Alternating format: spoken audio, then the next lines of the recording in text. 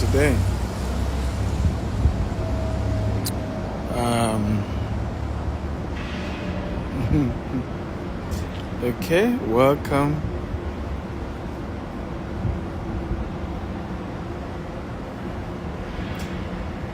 Tell me your name.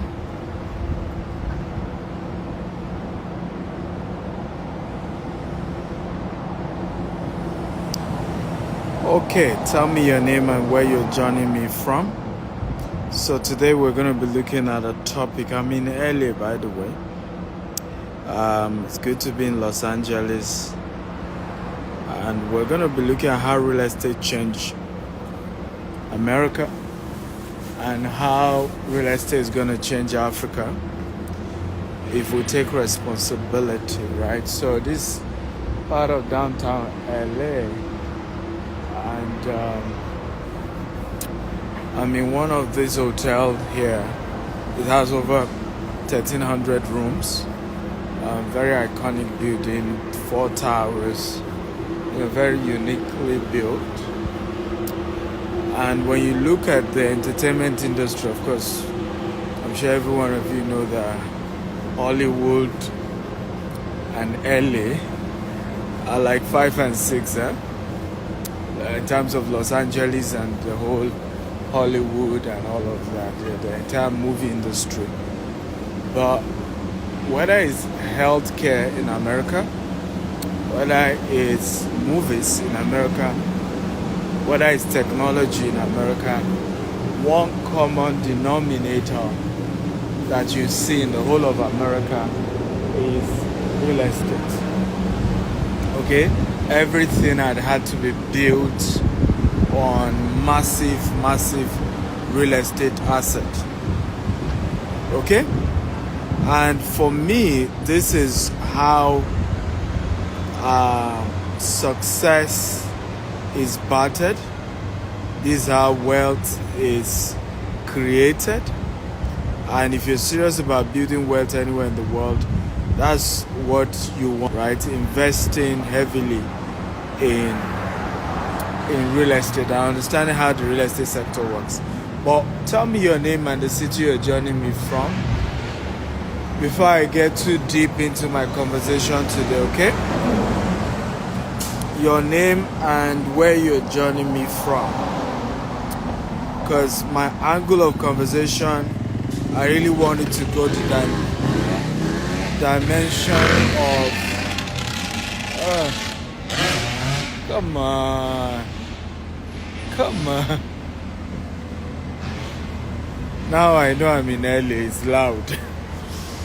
Melvis, how are you today? Say good days. Melvis from San Francisco. Hey Melvis, thank you for helping out. Melvis was with me in San Francisco. He dropped me at the airport on my way to LA. I have Da Silva from Brazil. How are you, Da Silva? Thank you for joining. Who else is here? I have Bright from Nigeria. Bright, welcome. Oladipupo from UAE. How are you doing today? Isaac from Port Harcourt. You're welcome. You're welcome. Easy from Oshogbo, Nigeria. Welcome. David from Benin City. Oyinda Mola from Ibadan.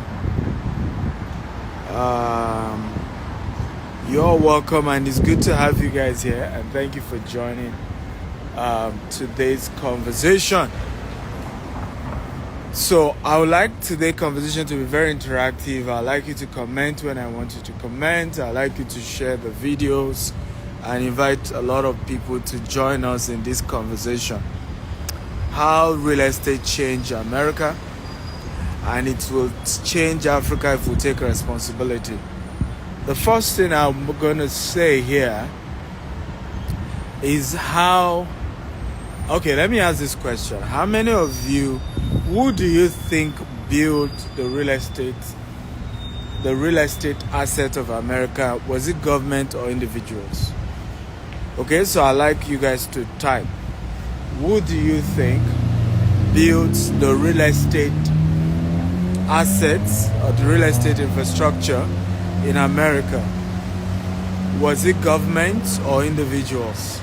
Come on, everybody, I want to answer. Remember, I told you, today's conversation will be very, very interactive. I want you to engage. I want to hear your points, and I give my points as well. So, your time starts now. Okay. So, who built the real estate infrastructure in America? Right? Was it government or was it individuals? Okay, so Poetade says individuals. Isaac said government. Showanuku said government. Easy say individual. Bright Home says individual. Mole says individual. Ashan Su says government. Okay. The answer. Drum rolling. You see, LA is LA. It's loud.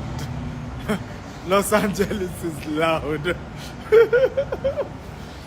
The only place I know this loud is Lagos, Nigeria.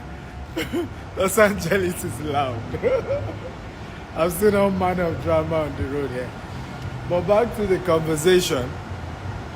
The answer to that question is individuals, right? So I'll ask you a simple question. A simple question, because this one even has enough data. Okay? And I'm going to refer you to where you're going to confirm that. The rail network in America, the rail line, when they were building it, was it individual that built the rail track? Because it was the rail line that started the Industrial Revolution in America, the trains. Okay? Was it individuals that were behind the trains, the rail line, or was it government? Okay? I want to hear your opinion on this. Come on, guys, I'm waiting. Was it 8 individuals behind the train in America? Because that was very instrumental in building the America you see today. The Industrial Revolution was relied on the rail structure, from petrol, we used to be kerosene actually in those days. Kerosene was the first fuel they had in America. John D. Rockefeller was a major seller, right? To move those fuel so that they had so-called electricity, not even electricity, but they had lights. Okay? For them to have light across America, John D. Rockefeller had to use the train to move those cargoes of kerosene that individual households were using, right? So virtually everything, rode on the back. I'm recommending a movie for you guys called The Men Who Built America. Can everybody type it for me? The Men Who Built America. Come on, everybody, type it. The Men Who Built America. So that's the assignment I'm giving you. Go watch that movie. It will give you a very good understanding of how, the likes of J.P. Morgan, John D. Rockefeller, the like of Vanderbilt, the likes of, a lot of these guys, right? Where, Henry Ford, Thomas Edison, right? How these guys were instrumental in building America. They were individuals. They were not government. It was after these guys that I've given you their names had built the American empire. They've made so much money. They were even bigger than government at some point. For example, John D. Rockefeller was the first American billionaire. He was richer than the government of the U.S., right? when the government realized that, look, what these guys are getting so powerful, the government then started investing in breaking them down, okay, and reducing the influence of these guys, breaking their companies into pieces. But it was individuals that built America, okay. Paul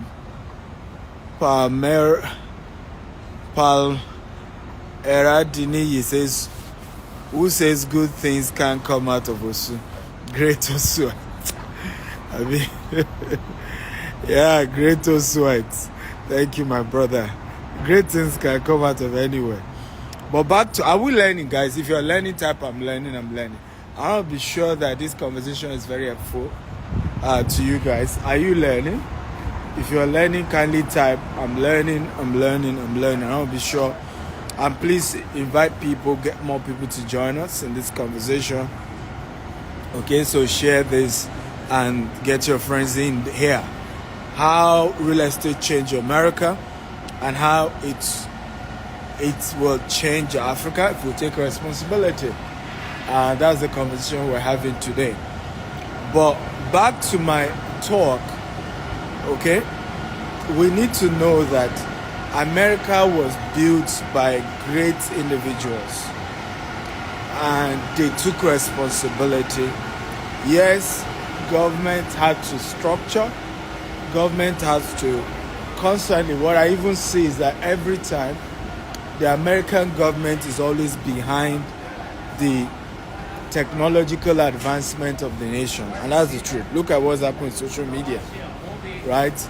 Says social media just came as one of those innovations from America. Till today, social media has not been regulated yet in America.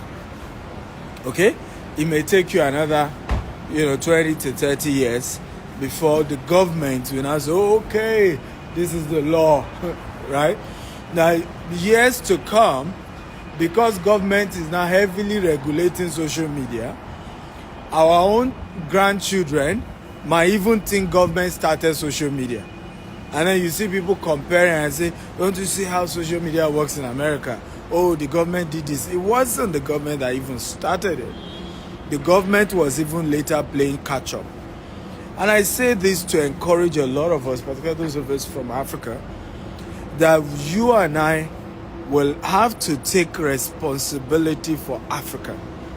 I want everybody to say, I will take responsibility for Africa. Come on, guys, talk to me. Type, I will take responsibility for Africa. And I'm talking to everyone. You could be an African American. You could be African Caribbean. You could be African, whatever it is, right? You could even be white, but somehow you have a strong connection with Africa. We all have to take personal responsibility for Africa. Please, I want everybody to type that. If you're with me on today's conversation, I want you to type, I will take personal responsibility for Africa. Please, everybody, I want to type it right now. I will take personal responsibility for Africa. That is where the change will begin, right? We will not move forward until we take personal responsibility for Africa. The concept that some almighty benevolent politician, some even say military, government will then come in and then change Africa, it will not happen. It hasn't happened over the years. It's not going to start happening now. Somebody said the definition of insanity is doing the same thing over and over again, expecting a different result. One of the things that's changed my life totally has been that I ask questions. When I see things built, when I see things working, I ask questions. What made it look this way? What made it look? Who owns this? Right? So when I come to places like this, right? Like I said, this is downtown Los Angeles, right? So you love this is the hotel I am. Really beautiful. It is like 5 tower. You have 444, then you have 1 tower in the middle, really beautiful, and you have all these beautiful buildings, right? I always ask questions. Who are the owners? Is it owned by government? Is it owned by individuals? Right? I am always asking questions. And I think it's helped me in a great way not to see things the way everybody else sees them.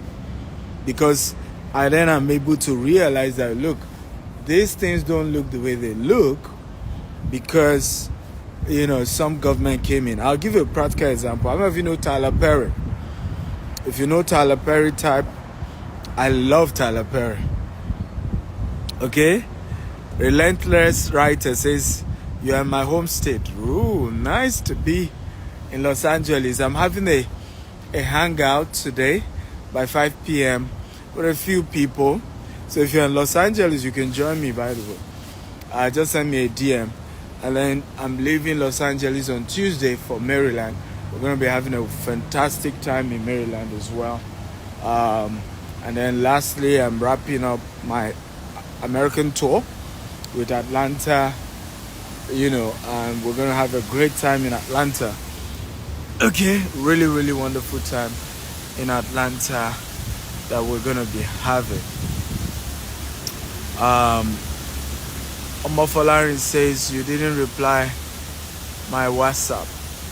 Well, are you sure it's me?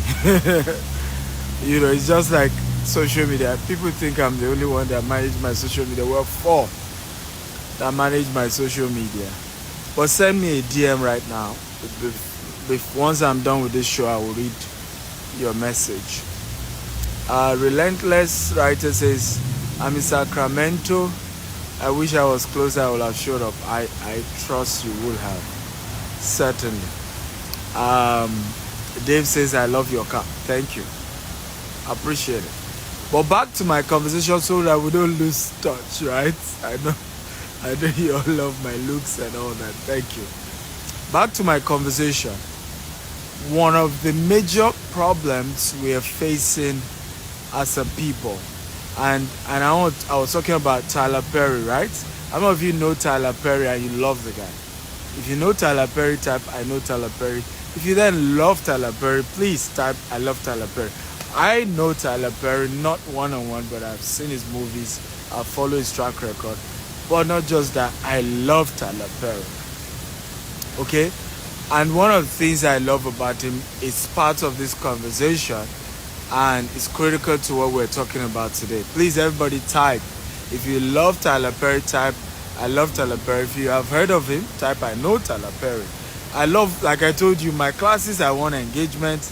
I don't like talking and then you're just watching. You want to comment, okay? It takes my energy and effort to share with you, and then you can as well encourage me by just commenting, right? So Tyler Perry shared this story, and I agree with him 110%, that he used to have this conversation with his colleagues in Los Angeles and of course all over America. His colleagues who were into they were into the movie industries, and there was so much complaint about racism. There was so much concern that when they give out words, they're only giving blacks. They don't even recognize most of black people. We do a lot of movies in Hollywood.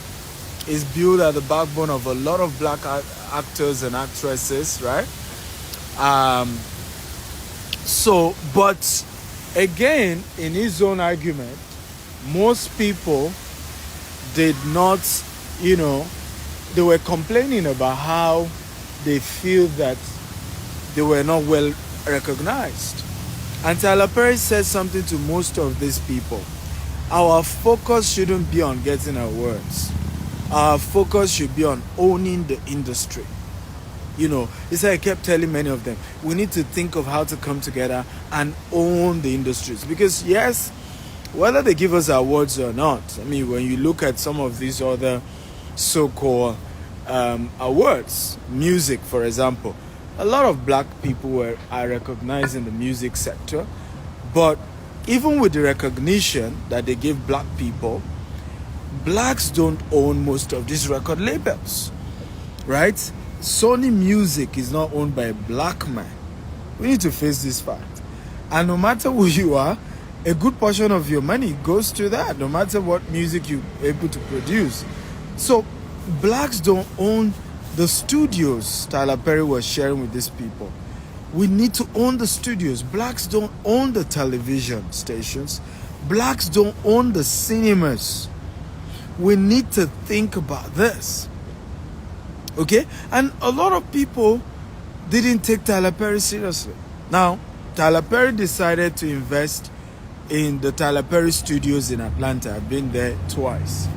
Beautiful, massive. In fact, bigger than HBO, Universal, like bigger than top two, put together. The part, of course, that I'm sure Tyler Perry will then work on, which of course in the next 20 years you will see him do that, is the franchise and the resort part. Because what they've also done, Disney, Universal Studios, is not just the studio, they've invested so much in the parks. So, you come in, last year myself and my wife, the kids, we went to Disney World, right? And, you are not just seeing the studio, you're seeing in terms of the entire park and all of the, merchandising and all of that they've had to do.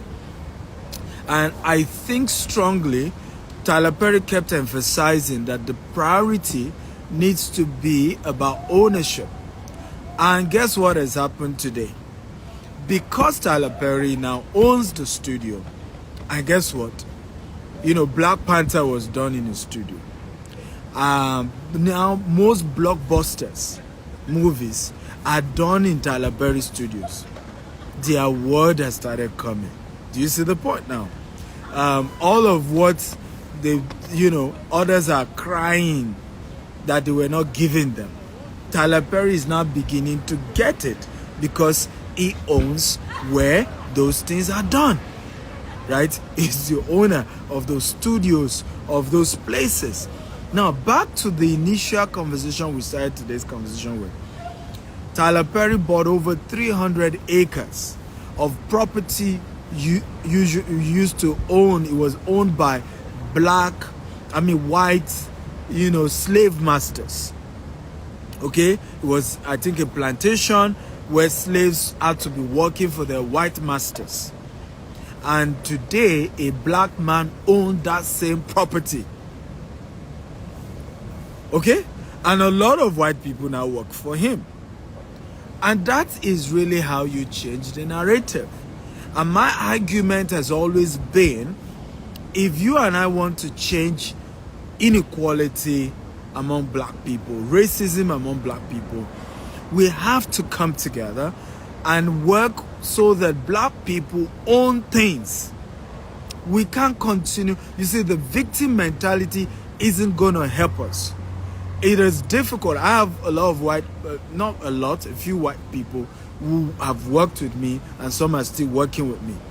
It is difficult for any of my white employee to be racist to me, right? He's going to lose his job.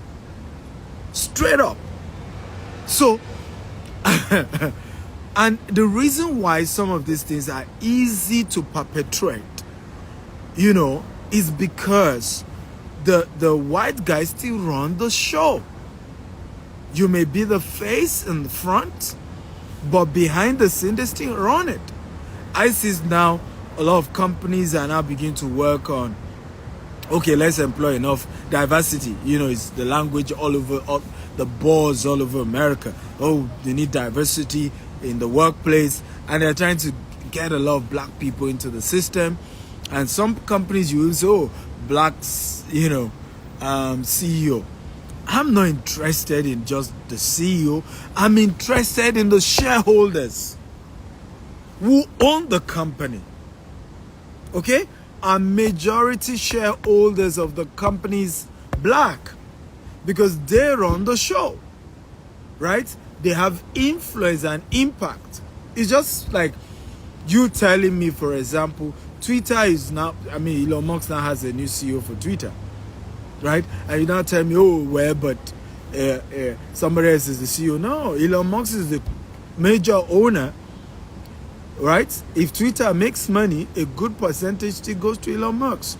So we have to start thinking, because, and this is where it then ties to real estate, because all this, whether it's movies, it's all real estate. Real estate is the vehicle for every commercial activity. Every single commercial activity requires real estate to survive, right? Just in front of me now, just for purpose of illustration, you have Deloitte, right? That's Deloitte right there. Okay? You see? Obviously, consulting firm offices. You have, I think I saw PricewaterhouseCoopers, PwC as well, not too far from this place. So this is office. This is US Bank. This is Bank of America. This is the office. Then there's a hotel not too far off. Now, all of this, there are different things doing different things. There's a library down there, but everything is standing on a land, on a piece of property. So there is no economic activity that can take place without a land. Okay? AKA real estate. I hope we understand what I'm talking about. So no economic activities can take place without real estate. So when you're talking about wealth creation, when you're talking about how we need to empower people, real estate becomes a key critical ingredient in that. Is one of the major tools that is the weapon that you use to legitimately lift people out of poverty. And unfortunately, I must say this, Africans don't want true freedom. And I'm sorry to say this, I'm an African, and I can say the truth to us. We want to worship somebody. We want somebody to be giving us crumbs. Right? I get across my social media and you see people say, oh, give us giveaway. And I'm saying, what nonsense are you talking about? Every month we give $5,000 to support businesses. That is bigger than a giveaway. To come on a show and then give you a $10 phone voucher, right? Come on a show and then credit your account with $20. That is not the real impact. Unfortunately, Africans want to beg and somebody just, be the, show how powerful he or she is and just say, sprinkle me some blessing. It's the mindset that needs to be corrected. I have seen people, in fact, you would think it happened just in Africa. So I give you 2 stories, right, on this. And I'll share 1 or 2 things and I'm done for today. So we're launching one of our estates in Abuja, in Nigeria. And, I remember after the event, I said, oh, let's come together, let's take a picture. And the gentleman just went on his knees. Oh, pray for me. I'm like, hey. I'm embarrassed, right? I said, stand up. I'm embarrassed right now. I believe in the supernatural. I believe in prayers. But I don't believe you need to kneel down for me, right? Before I can pray for you and God will answer the prayer. Right? And I had a similar incident in Dallas as well. We just finished my event and I had to go straight to the airport. And, 2 gentlemen offered to drop me off at the airport. And I noticed one of them was the driver. So I thanked him, but he kept staying till I checked in. And so I was walking down to the security place. And as soon as I would just enter, he just knelt down at the airport here in Dallas. And then, please pray for me, touch me. I'm like, stand up. I'm embarrassed. But unfortunately, that's kind of the culture, right, that we Africans have. We want to be slave to somebody. We want somebody to play the big daddy, the savior. right? The one person that has then come and say, yes, I'm saving all of you. Yes, I'm the... And it's just nonsense. And so our mind has to be renewed. Our mind has to change if we're going to become wealthy. Because the same culture we are practicing, I'll give you the breakdown. So an average African is shouting, oh, if only we can have good government. If only our leaders will solve the problem. If only our leaders will change Africa. That's what the citizens are saying, right? Then you meet the politician. Politicians say, oh, if only America will give us enough money.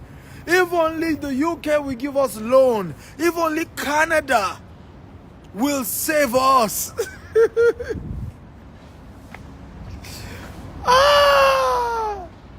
So, every one of us is pushing the blame to somebody else. And so, I go back to the beginning of this conversation. Who built America? Government or individuals? Who built America? Okay? Who built America? Today, America cannot have any conversation without talking about the middle class. Right? The middle class. The middle class. What really... Who created the middle class? Right? Unfortunately, a lot of people are not even aware of this dynamic. What created the American middle class? The American middle class came about because of Henry Ford, J.P. Morgan, John D. Rockefeller, Andrew Carnegie. These guys had employees running to hundreds of thousands. There were conversations about increasing minimum wage, right? And as soon as the minimum wage for these workers were increased, you then had a growing middle class in America. And because of this middle class, they were in turn doing business again with these same big companies as well. So the money kept circling back to the rich men who created the middle class in America. So if America is what it is today, because some people took responsibility, and we call them the men who built America. You can go to YouTube, you can Google it, the documentary series, The Men Who Built America. I want to beg every one of you to watch it. Okay? How many of you will promise me you're going to watch The Men Who Built America? I don't care where you live, even if you're an American. You need to go watch it. If you promise me, just type, I promise, I promise. I want every one of you here to go watch that documentary, The Men Who Built America. Because it's then going to give you the right perspective as to how you need to then position yourself, okay, for the changes that you desire. Whether it is here in America, whether it is back in Africa, wherever in the world that you desire change, you need to watch the story of the guys who made it happen first for America. And suddenly your mindset begins to change to say, oh, it was individuals. Because you're going to see how the individuals started it. How many of you know, for example, let me ask this question. I hope this will get you to be more curious to go and watch it. How many of you have heard of the Federal Reserve Bank of America? Okay? If you have heard of it, type I've heard of it. The Federal Reserve Bank of America. Okay? If you've heard of it, type I've heard of it. If you've not heard of it, just type I've not heard of it. The Federal Reserve Bank is an equivalent for, in Africa, we call them the central bank. Okay? In Africa, we call them the central bank. And when you go back,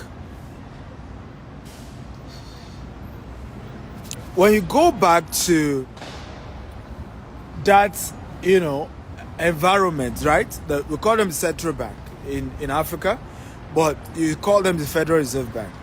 Do you know, and I want a yes or no, that at a point in America, one man acted as the Federal Reserve Bank for America? If you know the story, type I know. If you don't know, type I don't know. And then if you know, then name the person. A season in America, one man acted as the Federal Reserve Bank of America. When there is recession, the president calls this one man and tells him to bail out the country. Yes, in America. One of my biggest success secrets, I'm an historian. I research subject of finance, wealth, and how nations evolve. Okay? How they built their wealth. And it's changed my mindset. Now, one man in America, you can Google it, was the Federal Reserve Bank in America. The president will literally have to call him, okay, when there is recession, to bail out the country. Okay? Obakash me says Rockefeller. You're wrong. It wasn't Rockefeller. Right? Chike Chuma says JP Morgan. Oh, you got it. That's the guy. JP Morgan at a point was, okay, the Federal Reserve Bank in America. JP Morgan. In fact, it was during Theodore Roosevelt. Even during Theodore Roosevelt, he still needed JP Morgan to bail America out. But he was the one who then, after that experience, because imagine you, the president, being at the mercy of one man called JP Morgan. He was an investment banker. He was so rich. He knew how to organize funds. He bailed out the rail companies. He bailed out different industries, right? He became so powerful, right? So Chase Bank, you're right. JP Morgan evolved into Chase Bank. The bank he started eventually became Chase Bank. And he became so powerful, the president needed him, right? And it was during Roosevelt that he finally created the Federal Reserve Bank to say, we can't continue to call on one man each time the country is in crisis to come and bail out the country. Ladies and gentlemen, why have I had all this long conversation with you guys? Okay? I have had this conversation to establish the fact that you and I need to take up our responsibility, okay, as the people who will be instrumental in changing our country. Nobody's going to do it for you. Nobody's going to fall down from heaven and change your nation. I don't know what part of Africa you are from. I don't know where you live. But whatever change that you desire in whatever country, you and I have to take responsibility. Somebody said something powerful. You are often created to solve what irritates you the most. A lot of the things you see and you just hate. I don't like this thing. I wish things can be better. Many times, that is what you are created for. For me, I've taken up that responsibility in the real estate sector. Not only to build massive real estate, okay, like all these big towers you're seeing. I want to own them. And I'm working on building them. That's why you see me expanding big time in America and here in America, and of course back at home in Africa, in Dubai and all that. But I also want to inspire a generation, because I understand that it's not something just one man can do. One man can't fix the whole thing. A man can be catalyst to fixing one of the sectors. Okay? Unwa Maji says we need the right environment to take responsibility. That is part of the slavery mentality the colonial master has taught you. Who created the right environment for JP Morgan? These guys started the industry. Who created the right environment for Facebook, Mark Zuckerberg? Who created the right environment? We're talking about sectors. The storyline, I intentionally gave you the story of the men who built America. America 200 years ago, 300 years ago was a mess. A big mess. It was a very divided country. And it wasn't also a rich country. Most people still don't know that America was colonized as well. Okay? People don't get that part. But people rose in America And their own success eventually was what then changed America. So the lies that we've been told over the years, and many of us don't want to get out of that lie. Okay, I started back in Nigeria with just $1,000. Today I've built an empire, across. Next week I'm signing a $5 million property we're buying here in the US. I started back in Africa. If I continue to take the story of, nobody had ever, my lineage, nobody has ever handled what I'm handling today. In fact, my father was the first to leave the shores of Nigeria in his entire lineage, and was a government sponsorship to go to Israel. But I believed I could change something. I read books, I read stories of those who have done it. I got myself inspired, and I'm changing my world the best way I can. So if you're going to cross your hand, and it's a slavery mentality many of us need to shake off our mind. If you're going to fold your hands and say, well, I can't do it, enabling environment, I need help. How many people have left Africa and have come to the US or the UK or Canada and are doing the type of things they could not do back at home in this part of the world? How many? And are still average in this part of the world. And when I say average, don't let anybody deceive you. Okay? The fact that you can come to America and they want you get a loan, a car loan, you can get a mortgage. Don't let people deceive you to think that a lot of people in America are rich. Okay? Or a lot of people in Canada are rich. It's a debt, it's a loan. It's not their money. Even when you take a mortgage, it's not yet your house until you fully pay for the mortgage. Right? The lender can take the property from you if you miss certain payments. So we need to wake up and stop being deceived into the mindset that, it's something that is missing. It's easier to make it back in Nigeria than in other parts of the world. A lot easier. Because the rules are lesser. To do anything here, to even build a house in America, do you know how many permits? Do you know how many regulations? Do you know how many? Sometimes you can take 3 months just to get all the permits to even build one house. So every country has its own challenges. And if they do not have, you will see that everybody who had left Nigeria or left Ghana or left Kenya will have become multi-millionaires and billionaires when they relocated from Africa. And we must say this truth. And I'm happy I'm here in the US telling you this. Because oftentimes, if I have done this video back in Africa, you say, it's because you have not traveled out. I haven't. It's not just I've traveled out. I own businesses in these places. I own business here in the US. I own business in the UK. I own business in Dubai. But guess what? I own business back at home in Nigeria, and I'm expanding to Ghana, Kenya, and other African countries.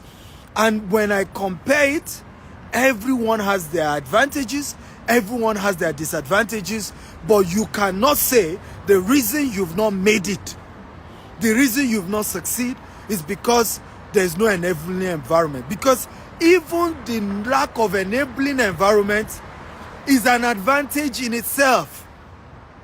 Because it means there are less regulations, and the less regulation then makes the barrier of entry easier. I did a video recently, and some part of it went viral when my team cut it. We do this long story and then they cut into 1 minute. And I asked the same question. Why is it that a lot of our people are entrepreneurs when they were in Nigeria, when they were in Ghana, when they were in Kenya, when they were back in Africa? They come to the US, to the UK, to Canada, and they're looking for a job. And they're willing to literally wash dead corpses. They're willing to stay in, homes of people who are about to die. I remember the story of a lady who had to pick up a job of working with elderly people here. And she said the woman that she was to take care of, care home or something, the woman was old, but she was seeing ghosts. And she came to do her master's in the UK and then having to have this side job. She literally had to resign that job because she was dealing with a woman, a very elderly woman. Said, "Can't you see John? John, my husband, can't you see him?" She was seeing ghosts. And it was affecting the mental health of this particular lady who had moved to the UK to do her master's and needed to do a side job. So I asked the question, I said, why couldn't our people own businesses in those parts of the world? Do you know the reason? Right? The reason is simple. It's not as easy. That's the answer. It's not as easy. You know, of course, company registration is faster in this part of the world. You can register your company in 1 hour. But actually putting the structure to run a real business in this part of the world, it's not easy. That's why even majority of those who own businesses in developed world are running what we call self-employment. All right? They set up the phone system. It's one-man show. Some maybe 2 person. The owner of the business and 1 secretary that maybe comes in twice a week or 3 times a week. Because it's really tough to employ people, pay salaries, pay rents, and pay all these bills. So it's even easier to start a business in Africa than it is to run a business in this part of the world. And that's why a lot of our people, when they come, they were entrepreneurs when they were back in Africa. When they come to this part of the world, they're just looking for a job, okay? And can't wait to get the next job and move on with their lives. Because when they analyze it, when you properly analyze it, it's not that easy to run a well-structured business here in America or in the UK or in the US or in Canada or other parts of the world. Have we learned something today, guys? If you learned something, type I learned something. Come on, talk to me, guys. Okay? If you learned something, type I learned something. So, very important that we need to begin to change our mindset. Okay? Change our mindset and begin to believe in ourselves, because nobody is going to believe in you but you. You are the one to believe in yourself. You are the one to see the potential and possibilities. You are the ones to begin to think and understand what is more important and what needs to be prioritized. Okay? You need to know that. Nobody else will know it for you. You have to sit down and say, what am I going to prioritize? I give a practical example. I want to do a real estate deal here in America. Right? Let's say the real estate deal is $5 million, right? From day one, I can get a loan for $3.5 million. Okay? From day one. But guess what? I have to work on myself to be bold enough to take a loan of $3.5 million to do a real estate deal. I hope this makes sense. Okay? I have to be bold enough to know that the interest rate is 10%. Because right now you have a lot of high interest rate, right? I have to be bold enough. I have to equip myself enough. I have to build mentorship relationship, okay, that can support me all through that process. So, it's possible to make it anywhere in the world. I'm a proof of that. But you have to believe in you. And you have to know what matters the most. You have to know how economies are built so that you even know what you're prioritizing. Okay? And one of the things that builds any economy is the real estate sector. Because every economic activity needs to stand on real estate. So you have to begin to think, how do I may be a tech person. I went to Facebook, Google campus, and I showed you guys, and you can see how massive their campuses are. The massive real estate investment, right? And the reason why I'm showing you all of this is so that you then understand that the backbone, what must be the backbone of your business must be real estate. You could say you want to do restaurant business, but you have to think of owning that restaurant. and having all the knowledge about how to structure the finance such that in no time you can be the owner of that restaurant. Not just that you are paying rent, okay? And the day something happened to your business, you don't have any single real estate asset, okay? Then what will then be the backbone of your business? Come on, guys, talk to me. Did you learn something good today? If you're happy about what you learned, please type "I'm happy." I want us to wrap up with this, and I want everybody to type it here. I will take personal responsibility for real estate, my real estate assets. Come on, everybody, I want to type it. I will take personal responsibility for my own real estate assets. I want everybody to type it. Because you have to.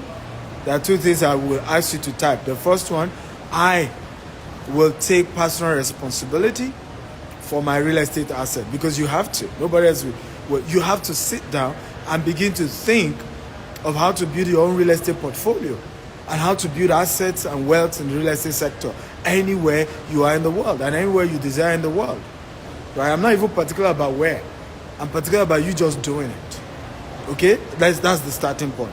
It's when you start, then we can then begin to think of, best locations or not. But you need to start first.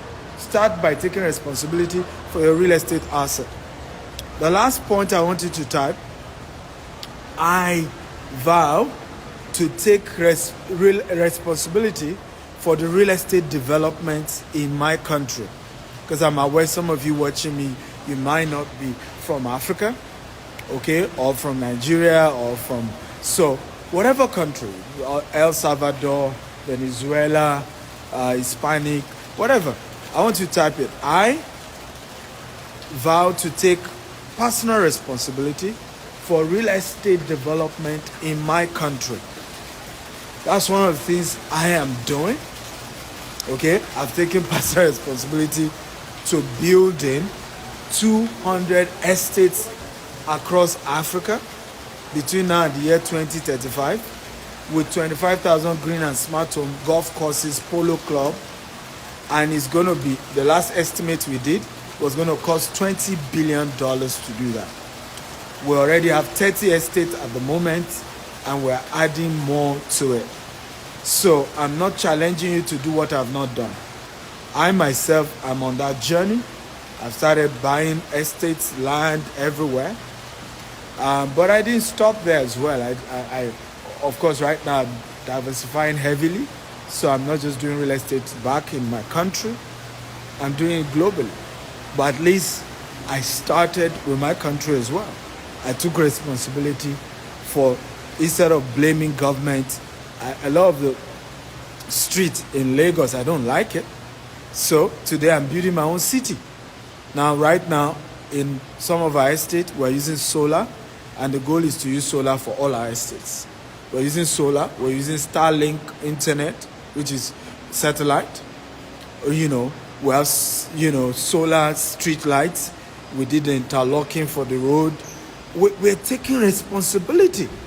Rather than every estate I'm opening, I'm doing my roads. I'm not waiting for government and say, let's go and beg government. Let them come and do road for our estate. No, I will do the road in the estate. I will build the model type of estates that I want. And I'm doing this back in Nigeria. And every one of you can begin to take responsibility. You may not do at the scale I'm doing. Yours may just be, I'm just going to buy 1 acre property. I'm just going to buy 2 acre property. Yours may be, I'm just going to build, 4 units of 3 bedroom. Yours may just be, whatever it is, but you and I have to take responsibility for the type of Africa we desire and that we want to develop. Okay? We can't keep complaining and waiting and hoping everybody else will do it for us. We have to do it ourselves. Okay? And when we take that responsibility and start it, government will soon come and regulate it. It's always wisdom to regulate an industry that is well developed, okay, than to be regulating something that is not yet developed. And that's one of the things that governments in developed world understand, right? You wait for the industry to be properly developed first, and then you can bring in regulations rather than just rushing to bring in regulations without it being developed. So we need to develop Africa, and then when we have built her up, government can come in to begin to put in structures, right? Put in laws and all of that. Yeah, I'm going to be in the UK on 20. When is that? 20. I think it's 22nd. Sunday 22nd of October, I'll be in London. So you're welcome to join me in London. It's going to be a great time. I love you all and thank you for joining. Please don't forget to share this video with a lot of your friends. I believe strongly it's going to inspire them. A lot of them will learn so much, and there's so much to learn. And I'm learning as well. I'm a student, of life. I'm learning every day. But what I'm doing also is to share what I'm learning. I'm not greedy. I'm sharing with people as I learn, ideas, concepts that I know are working for me and I know will work for all of us, and I'm encouraging all of us to take responsibility. I love you all. God bless you. Happy Sunday. Don't forget, share and get more people to watch this video, okay? My YouTube handle is Dr. S. Akintayo. You can go there. There's tons and tons of content there. Dr. S. Akintayo. My TikTok as well, Dr. S. Akintayo. There's so much content there. That's DRSAKINTAYO. So much beautiful content there. So go there. You'll learn more. Love you all. Have a wonderful. By the way, if you're in Maryland, in the US, send me a DM. I have few tickets left. If you're in Atlanta, send me a DM. I have few tickets left. If you're in London, you want to come for my London event, send me a ticket. I think we have few free tickets left as well. Just send me a DM. If you're in Singapore, send me a DM. I'm going to Singapore as well. So if you're in Maryland, just send a DM and we'll see how to get you a ticket to my hangouts.